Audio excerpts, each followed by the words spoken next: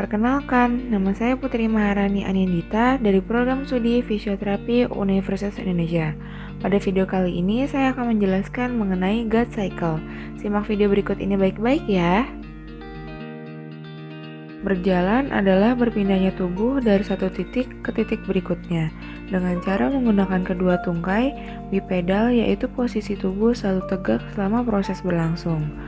Pola repetisi daripada penumpang berat badan dari satu tungkai ke tungkai yang lainnya. Dalam berjalan dikenal ada dua fase. Yang pertama fase menapak, yaitu stance, dan fase mengayun, yaitu swing. Yang pertama, saya akan menjelaskan mengenai gut cycle normal. Fase stance 62%, kaki bersentuhan dengan tanah. Yang pertama terdapat inisial kontak.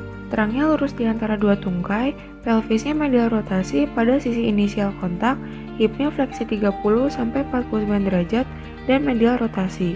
Keningnya sedikit fleksi, tibianya lateral rotasi, ankle-nya 0 derajat dengan foot supinasi dan hind foot-nya eversi. Lalu selanjutnya terdapat loading response atau foot flat.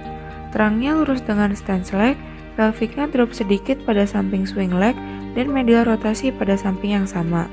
Hipnya fleksi dan lateral rotasi bergerak ke ekstensi, keningnya fleksi 15-25 derajat, tibianya medial rotasi mulai bergerak ke depan, dan ankle-nya pelantar fleksi.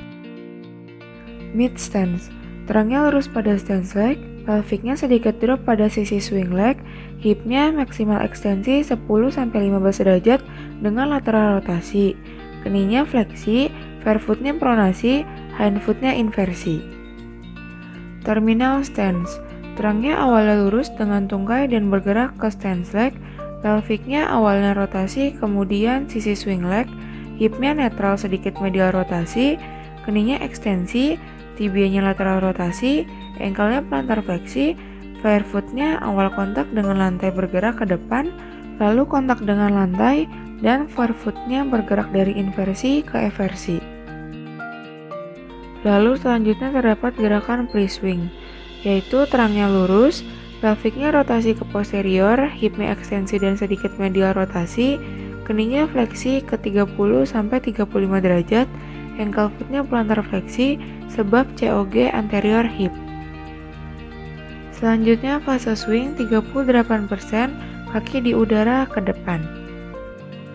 Yang pertama terdapat gerakan inisial swing, terangnya lurus dengan stance leg, pelviknya medial rotasi atau forward rotasi 5 derajat, hipnya fleksi 30-60 derajat, ankle-nya plantar fleksi dan dorsofleksi, forefoot-nya continuous supinasi, dan hind foot-nya eversi.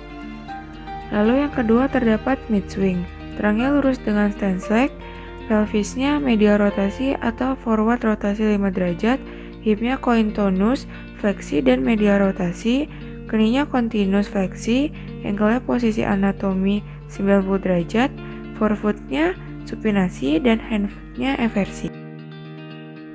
Selanjutnya terdapat terminal swing, terangnya lurus dengan stance leg, pelvisnya medial rotasi atau forward rotasi 5 derajat, hipnya fleksi dan medial rotasi, keningnya ekstensi maksimal, ankle-nya dorsofleksi, fair foot-nya supinasi, dan hind foot-nya eversi.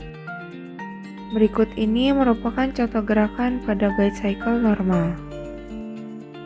Selanjutnya saya akan menjelaskan gut cycle abnormal. Yang pertama terdapat antalgic gait. Berjalan pincang, klien bergerak lebih cepat pada sisi yang sakit dengan berkurangnya fase stance.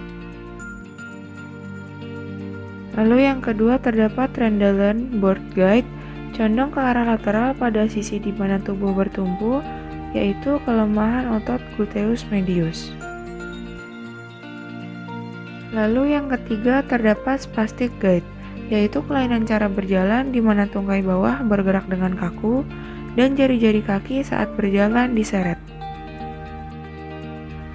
Waddling gait, yaitu kelainan cara berjalan di mana langkah tubuh dengan gerak selang-seling yang berlebihan disertai dengan peninggi hip joint, yaitu berjalan seperti bebek. Ataxic gait yaitu gaya jalan seseorang yang kehilangan keseimbangan karena tidak adanya fase heel shake pada saat berjalan karena kaki orang tersebut foot flat, tidak ada arcus longitudinal, sehingga gaya berjalan dengan langkah yang lebar, membandingkan kakinya langkah tidak beraturan, berjalan terhuyung-huyung, biasanya deviasi satu sisi, pada keadaan gelap atau mata tertutup, kaki memburuk. Gluteus maximus gait, yaitu penyebabnya karena kelemahan otot gluteus maximus, pola jalannya pada kaki yang tidak sakit melakukan inisial kontak, maka pada sisi yang lemah, toraks akan bergerak ke belakang, akibatnya terang akan mundur.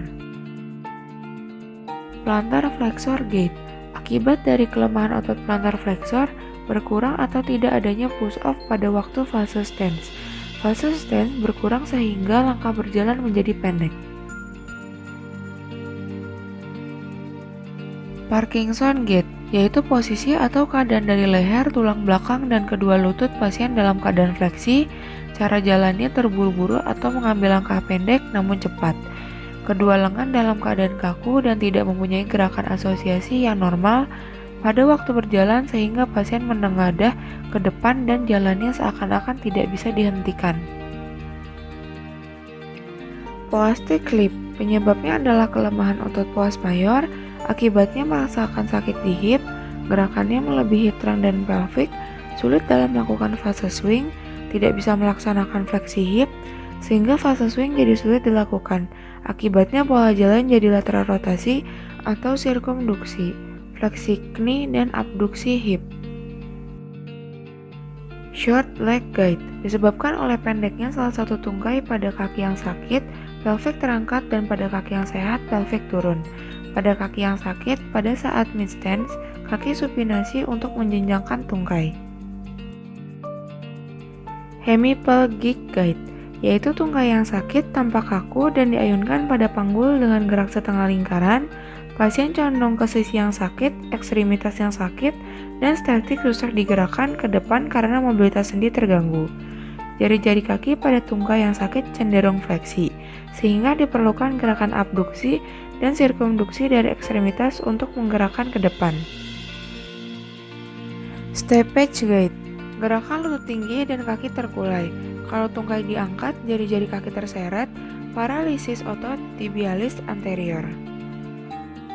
Limping gait, adanya rasa nyeri pada salah satu ekstremitas bawah, pasien meletakkan ekstremitas yang sakit dengan pelan-pelan. Langkah-langkahnya pendek, gerakan kaki yang sakit secepat mungkin bebas dari bebannya. Tungkai yang sehat dilangkahkan dengan cepat ke depan dan dihentikan kuat-kuat ke lantai. Astasia abasia merupakan atasia histerikal dengan inkoordinasi yang aneh sehingga penderita tidak mampu berdiri atau berjalan. Padahal semua tungkainya dapat digerakkan dengan normal ketika pasien duduk atau berbaring.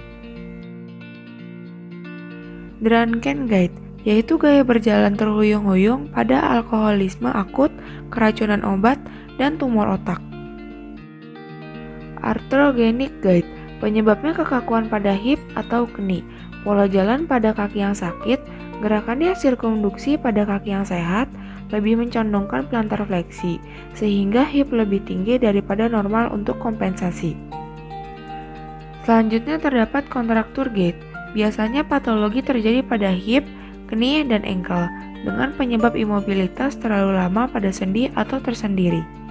Sekian video dari saya, terima kasih atas perhatiannya, kurang lebih mohon dimaafkan, sampai jumpa.